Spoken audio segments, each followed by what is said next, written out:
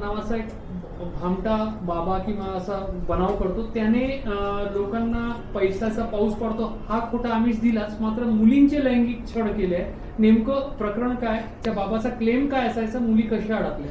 नाही, याच्यामध्ये Mankapur police station अंतर्गत आपण जो गुन्हा दाखल केलेला आहे त्याच्यामध्ये 64-65 त्यानंतर 74-75 BNS आणि 5 आणि 4 आणि 6 पॉक्सो या कायद्याप्रमाणे आपण गुन्हा दाखल केलेला आहे.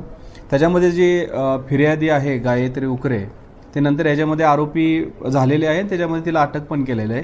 याच्यामध्ये जो बंधुभाव म्हणून काम करतो त्याच्यामध्ये अब्दुल कुरेशी उर्फ कुणाल मदने हा कन्व्हर्टेड व्यक्ती आहे.